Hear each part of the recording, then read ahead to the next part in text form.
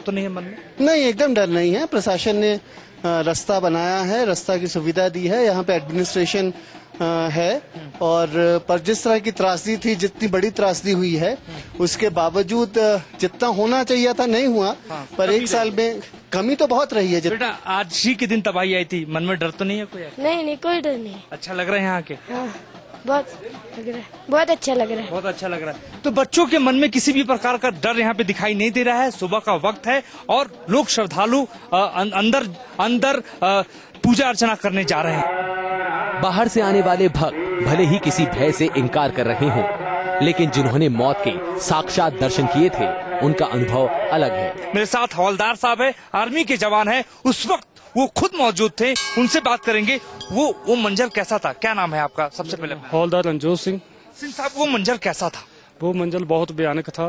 जो आज तकरीबन आज साल हो गया, आज 17 तारीख साल हो गया। जैसे मान लो तकरीबन 17 तारीख 8 बजे हम मंदिर के नजदीक, मंदिर के सामने बैठे थे। जैसे मान लो हमारे को पीछे से आवाज, कुछ फटने की आवाज सुनाई दी, तो हम और यात्रियों को लेके मंदिर के अंदर चले गए, घुस गए। जरा मंदिर के अंदर चले गए, तो जैसे ही मान लो हम मंदिर के अंदर गए, उसके 2 मिनट बाद एक पहले भयानक हवा और लोगों का चीखना, ऐसे आवाज आई जैसे मातम छाने वाला था।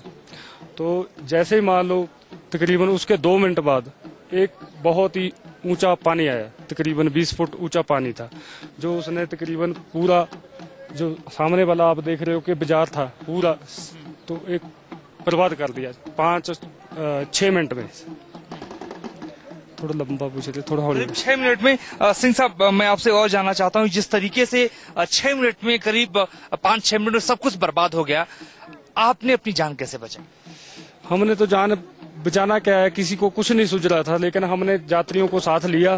तो तकरीबन जैसे मंदिर में आए, तो मंदिर के ऊपर हमारे को विश्वास था कि पहले कितनी आपदा वगैरह आई होगी, लेकिन मंदिर को आंच नहीं आया, तो आज भी कुछ नहीं होने वाला।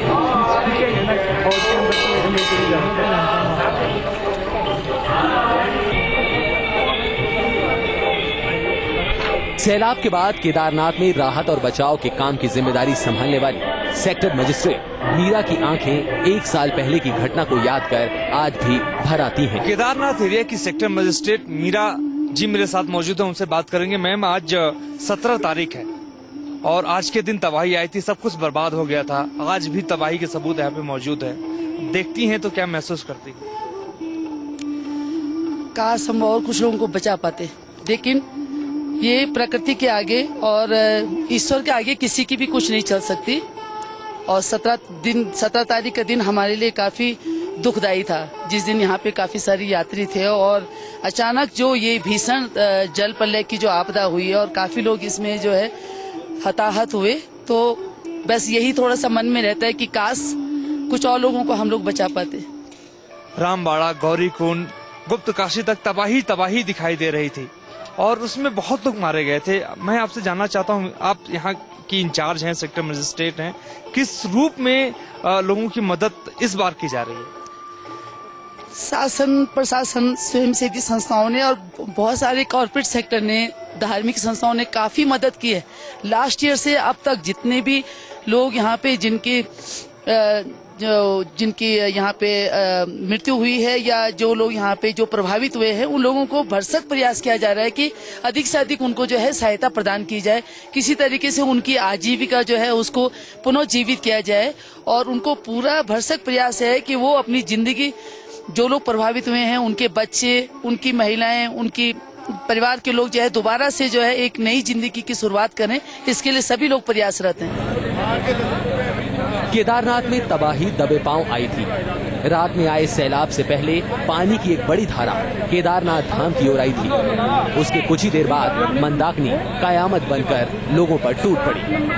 केदारनाथ मंदिर के पीछे इस वक्त मैं खड़ा हूँ और ठीक 8 बज रहे हैं और करीब इसी दौरान पीछे से सैलाब आया, सब कुछ बहाता हुआ, बर्बाद करता हुआ चला गया। मेरे साथ कुछ चश्मदीद लोग हैं, उनसे बात करेंगे। उस वक्त वो लोग मौजूद थे। 16 जून 2013, वक्त करीब 8 बज रहा था और ऐसी आपदा आई कि ये लोग खुद घबरा गए, परेशान हो गए। मैं सबसे पहले आपसे बात करूंगा, क्या नाम है आपका? मेरा नाम हेमंत है। हेमंत जी, बताइए कि जब आपदा करीब 8 बजे के आसपास शाम को आई थी, क्या क्या आपके मन में गुजरा था उस वक्त? मन में तो कुछ नहीं था, लेकिन थोड़ा खौफ जरूर था, क्योंकि बहुत दिन से बारिश चल रही थी और करीब यही समय था, एकदम से भूकंप का झटका जैसे आया। नीचे पुल थे, 2 पुल बह गए, बहुत अच्छे पुल थे, बहुत पुराने। तो उस समय भूकंप का झटका आया, हम कमरे में से बाहर निकले, सबको बोला भागो भागो। तो थोड़ी देर में यहाँ मंदिर से अनाउंस हुआ कि सभी लोग मंदिर में आ जाओ, यहाँ पे सुरक्षित रहेंगे लोग। तो जब हम आप नीचे से ऊपर के लिए आए तो यहाँ से कुछ लोग नीचे भाग रहे थे, तो भगदड़ मच गई। तो कुछ देर के लिए हम वहीं नीचे रह गए अपने कमरों में। फिर उसके बाद फिर एक बार फिर अनाउंस हुआ कि मंदिर में सभी लोग मंदिर में आ जाएं, यहाँ पे सभी लोगों के लिए ठीक रहेगा। तो हम यहाँ ऊपर आए, तो कुछ देर बाद देखा हमने किस मंदिर के जब पीछे आए, यहाँ पे भारत सेवा आश्रम हुआ करता था। यहाँ पे यहाँ इस साइड में यहाँ ये दिख रहा है, ये यहाँ पे भारत से हुआ करता था। तो यहाँ बहुत सारी लाशें पड़ी हुई थी, यहाँ पूरा रास्ता जमा हुआ था। पहले यहाँ पूरा रास्ता था, मंदिर में जाने के लिए श्रद्धालुओं के लिए लाइन बनती थी। आम भक्तों के साथ ही केदारनाथ के धाम में साधु संतों ने भी धुनी रमाई हुई है। पिछले साल बहुत तबाही आ चुकी थी और यहाँ पे लाशें ही लाशें बिछी हुई थी, क्या कहेंगे आप? यहाँ अब कुछ नहीं है, जो होना था सो हो गया, उनके कर्मों का दंड उनको मिल गया। इनका सामान 13 रुपए का बेच रहे थे, क्या किया जाए?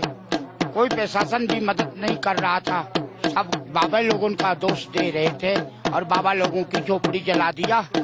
फिर बाद में भगवान ने ऐसे कर दिया, उनके कर्मों का दंड उनको मिला।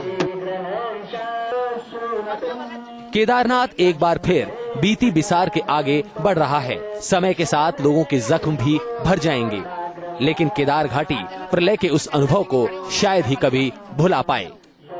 तबाही के सबूत केदार घाटी में अभी भी मौजूद हैं। ऐसे में अब देखना है कि सरकार अपनी विकास की रोशनी कब तक इन इलाकों में पहुंचा पाती है। वीडियो जर्नलिस्ट पवन तिवारी के साथ मोहित राज दुबे, न्यूज़ नेशन, केदारनाथ।